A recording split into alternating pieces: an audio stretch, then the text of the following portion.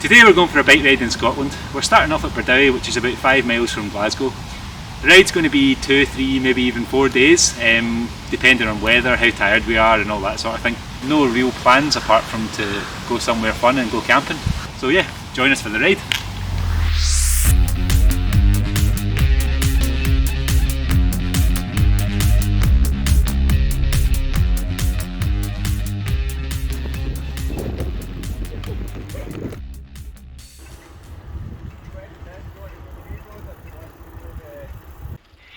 Around here there's loads of these little hedgerow lined narrow single track roads. Something that you really don't see that much in New Zealand.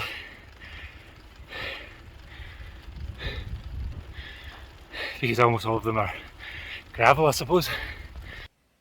We headed up Craigmaddy Road towards Mugdock, hoping to join the West Highland Way. This is how the road sections mostly are going to be. It was nice to reacquaint myself with all these little single track roads. I've ridden these hundreds of times when I was young. We cut through Mugdock Country Park towards the West Highland Way. And yes, these are all walking paths. Because we're in Scotland, as long as we're courteous, you can pretty much ride anywhere you like.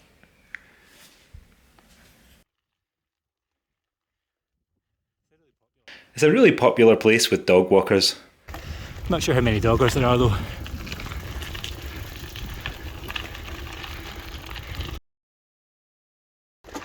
Next we're riding down a wee section of the West Highland Way with Dumgoyne in the background. Definitely more suited to a mountain bike if you want to go fast, but hey, there's no big rush.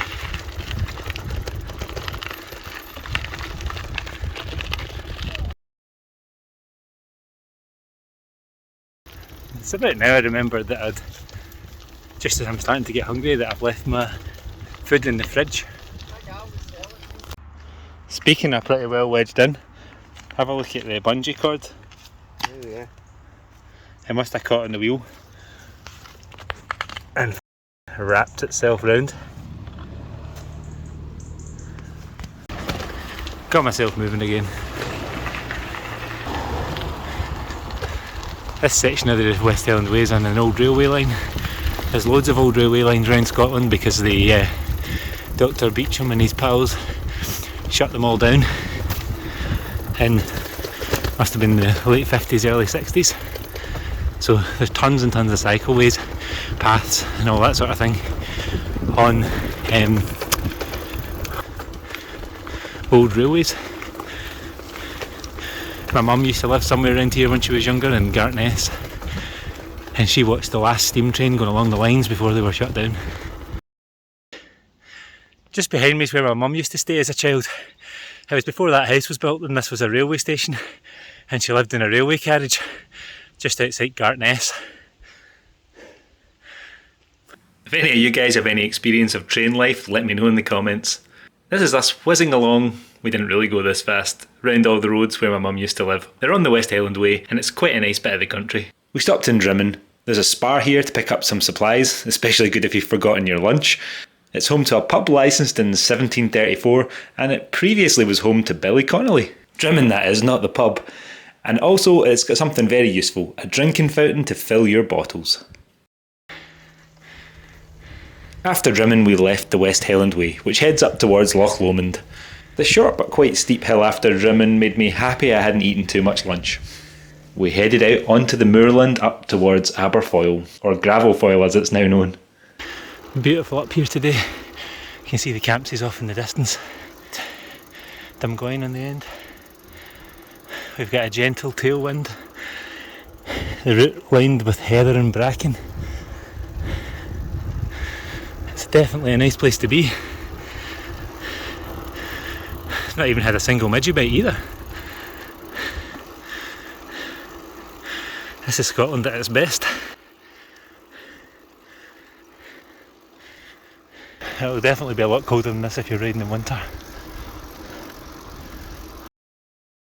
You can see some mountains in the distance that we're going through and around. Taking a wee detour off the cycle route.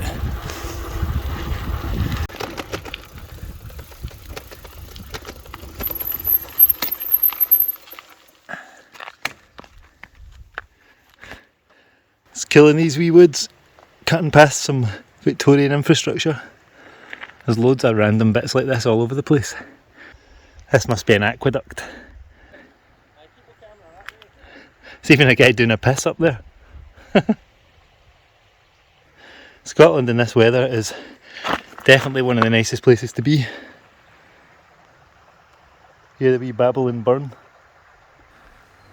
After a minor detour around some logging, we were close to gravel foil. Hey, how's it going? Cycle down the main street and then head to that wee cafe where I can get loaded fries. That's what I want.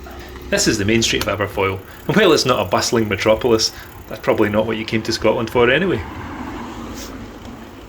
There's a few shops, cafes and pubs, and it's definitely worth a stop if you're hungry. We cycled along the main street and we got ourselves a nice lunch. I had some loaded fries, and in typical Scottish fashion we washed it down with an iron brew. We could have gone for a whiskey, but it felt like it was a bit early in the ride for that. Unfortunately, after lunch there's a hill between us and Callander. The good thing is, a couple of 100 metres after we start the hill, we turn off onto the separated cycleway. There's a sign at the start of this section of National Cycleway 7 that warns riders to only attempt this if they have at least a robust touring bike. Now I'm riding on the Marin Nacassio Plus and I think it fits the bill perfectly. Now this goes through the woods and it's really nice. You see a mixture of waterfalls and cool trees and it'd be really hard to get lost.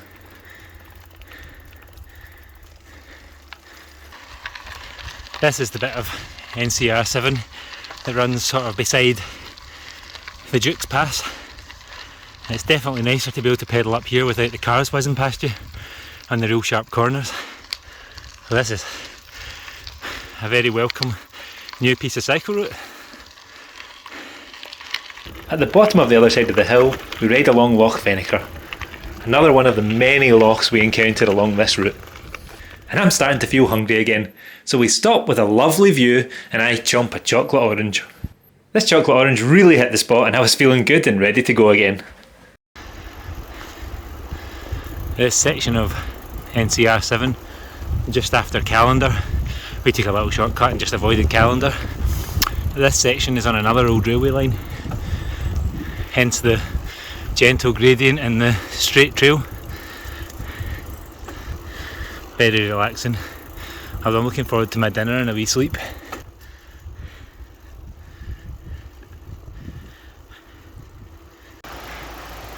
This is another beautiful wee section of NCR7 along the side of a river. Loads of wee sort of mini rapids.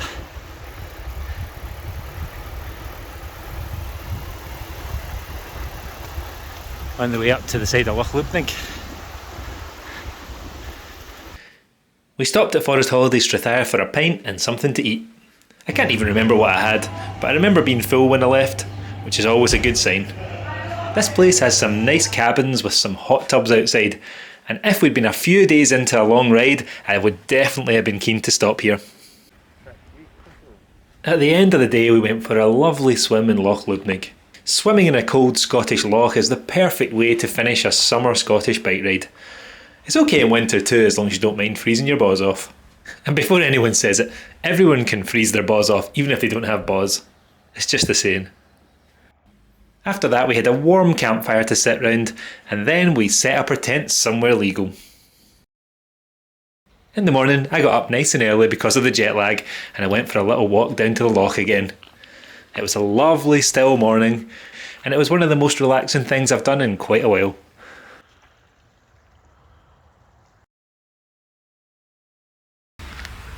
Today we're going to cycle along National Cycle Route 7 for a while, and then we're going to turn down towards Edinburgh. Haven't really got a massively fixed plan, but better get going.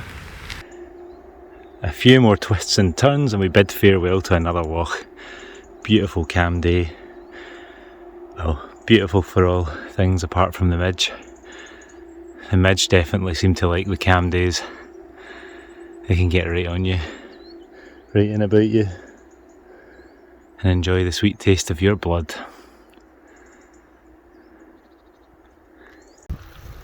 One of the little villages we ride through today is called Strathyre. This place had a brilliant downhill track that was last used for a Scottish Downhill Association race in 2005. Hopefully one day there'll be a racetrack here again. There's a nice wee track along the side of the road here for the National Cycle Route from Strathire north. It's pretty pleasant, definitely gravel bikeable. Just need to remember and stop and eat breakfast at some point. We'll get super hungry. I'm going to stop halfway across this bridge. They say.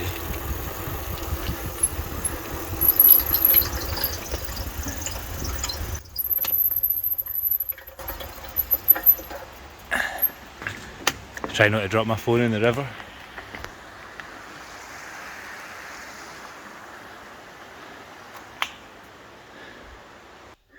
Plenty of nice railway bridges everywhere. I don't think there'll be a train coming for quite a while. After that nice bridge, the trail cuts off the old railway line to the left, and yep, that hill really is as steep as it looks.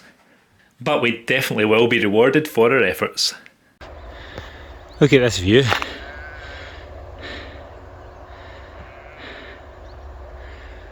That's not bad, is it?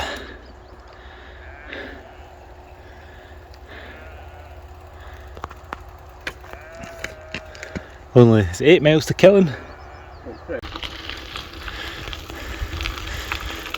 More old railway line down here and a lovely view. We're about to get to the viaduct I wanted to see. This viaduct here is one of the reasons I wanted to come to Scotland and go for a bike ride. I've always wanted to cross it. Used to see it from the road at the other side of the valley here when I was a wee boy, driving up there with my mum. And the thing that caught my attention is that it said English out on it in graffiti, and it would get kind of taken away or removed or painted over or whatever, and then a couple of weeks later it'd be back again. Guess that's the bad side of Scottish nationalism. Most of the time it's a lot more friendly than that. But what a place and what a view. I think we're going to stop on this viaduct and have our lunch. Well, breakfast. Don't even know what time it is, probably about 9 o'clock in the morning. Finally crossing this viaduct. It's crazy that this makes a grown man-child feel so happy.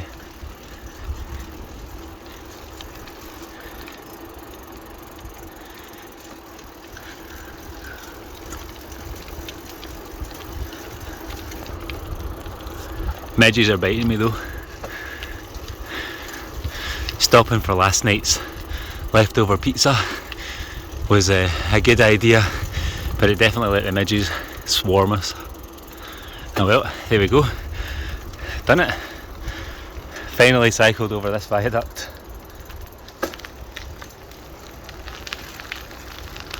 Bye viaduct.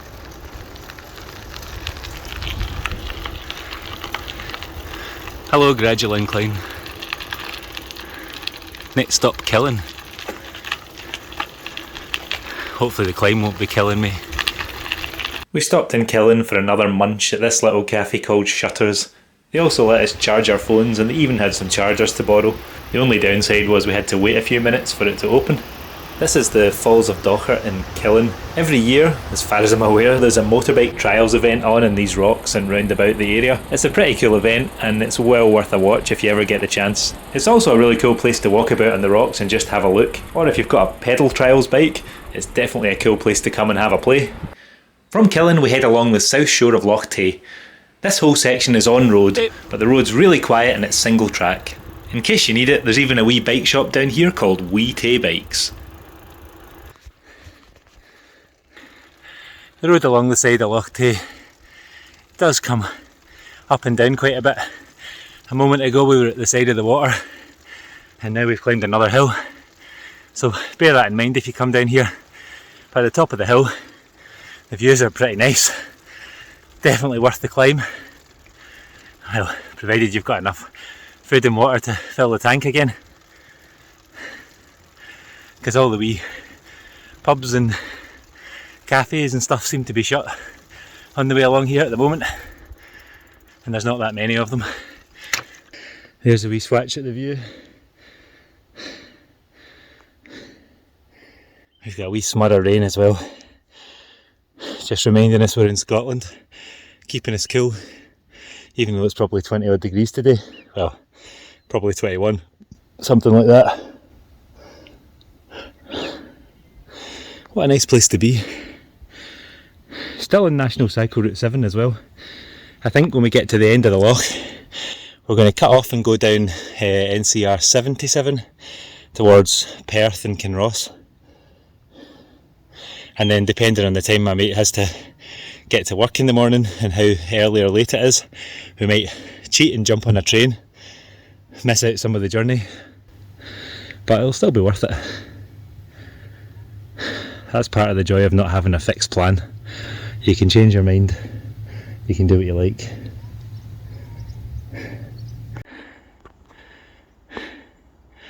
Another one of these wee houses in ruin. It kind of makes me feel sad to look at them, thinking about the people who spent their whole life building them and living in them, and now it's just a pile of rocks with some trees in it.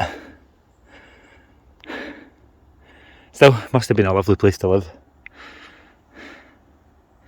if a little cold and wet in winter. Here's another nice wee crannog. Allegedly, I think someone just stuck some posts in the water. For those of you unfamiliar with Scottish history, a crannog is kind of a fortified encampment that's built on top of a loch. And this is the Scottish Crannog Centre.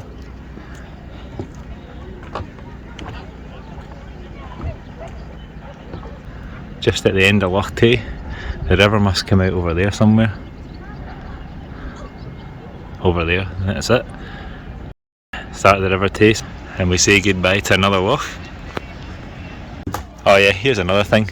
This wee pier at the Scottish Crannog Centre is kind of like some badly built North Shore.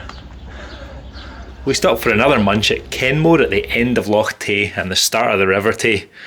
This place is home to the Kenmore Highland Games. Never been, but I'm told it's good. It's actually quite a busy little beach here. Loads of people swimming and blowing up stand-up paddle boards and getting in kayaks and stuff. Cool little place.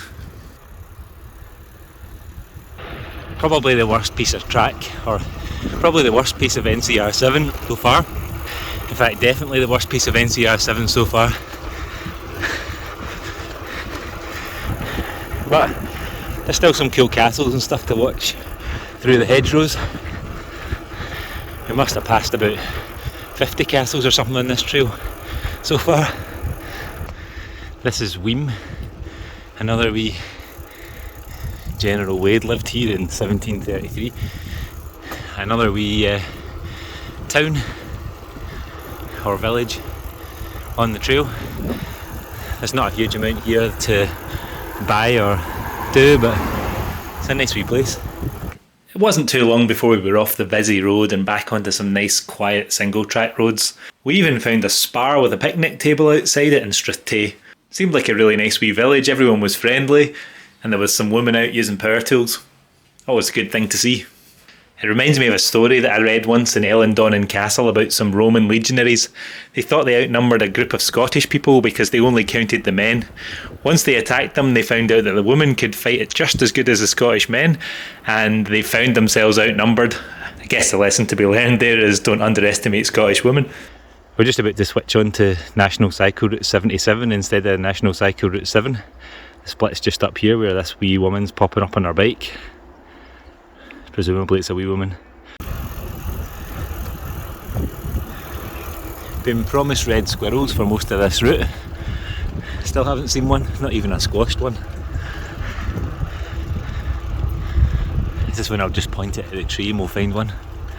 No, maybe not then. It's quite warm for Scotland at the moment. And now we're running alongside an actual railway line. So at any point we can take a shortcut on the train. Well, any point where we find a station, that is, and get ourselves back in time.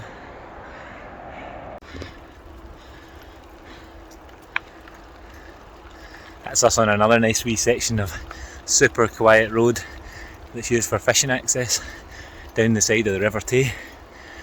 The opposite side from the A9, thankfully, because that's a busy road.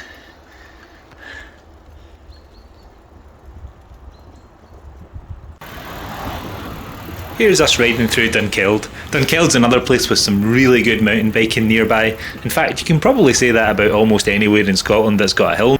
From Dunkeld, it's just a breezy 17 miles into Perth. This is what the better bits of NCR7 seem to look like, although it's generally a little bit too much road for me. It's still not too bad. Most of the cycleway from this point was pretty pleasant. When we got to Perth, we could easily find ourselves a lovely place to get something to eat. We jumped in and we got a curry, and then we made our way to the train station, jumped on the train and headed back to Glasgow. Thanks for coming on the trip with me and watching right to the end. I really do appreciate it.